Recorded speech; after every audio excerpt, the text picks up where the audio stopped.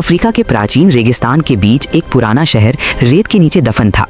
कहा जाता है कि वहाँ एक प्राचीन शक्ति सो रही है। कुछ लालची खजाना खोजने वाले लोग इस शहर की खुदाई कर रहे थे।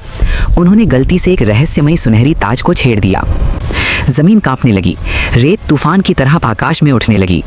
रेत के तूफान के अंदर से एक दैत्याकार छाया उभरी। वो था रेत का शहंशाह। उसका शरीर पूरी तरह सुनहरी रेत से बना था। आंखें आग की तरह जल रही थीं। जहां वो कदम रखता वहां जमीन दलदल बन जाती। वो गूंजती हुई आवाज में बोला, तुमने मेरी नींद तोड़ी है, अब पूरी दुनिया रेत में डूबेगी। कुछ ही पलों में पास के शहर की इमारतें रेत में धंसने लगीं। गाड़ियां आधी जमीन में गायब हो गईं। लोग चिल्लाते हुए भागने लगे। इसी बीच एक कार्गो विमान ऊपर से गुजर रहा था। विमान का दरवाजा खुला और हल्क नीचे छलांग लगा देता है।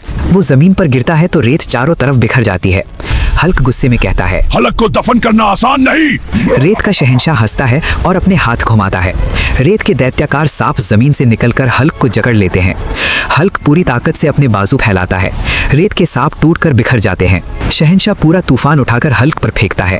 चारों तरफ कुछ भी दिखाई नहीं देता। अचानक तूफान के बीच से हरी चमक दिखाई देती है। हल्क तूफान के अंदर से दौड़ता हुआ निकलता है और एक जबरदस्त मुक्का शहंशाह के सीने पर मारता है। रेत का शरीर बिखर जाता है, लेकिन वो फिर से जुड़ जाता है। वो कहकहा लगाकर कहता है, रेत हूं, मुझे खत्म नहीं किया जा सकता। हल्क इर्द गिर्द देखता है। उसे वो सुनहरी ताज दिखाई देती है जो जमीन पर पड़ी है। रेत का शहंशाह चिल्लाता है, नहीं। हल्क ताज को दोनों हाथों से तोड़ देता है। अचानक रेत का तूफान रुक जाता है। शहंशाह का शरीर टूटकर जमीन पर गिरने लगता है।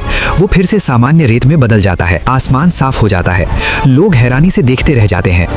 एक बूढ़ा व्यक्ति हल्क के पास आकर कहता है, तुमने हमें रेत में दफन होने से बचा लिया। हल्क चुपचाप शहर की ओर देखता है, फिर कहता है, ताकत तब तक अच्छी है जब तक वो लोगों की हिफाजत करे।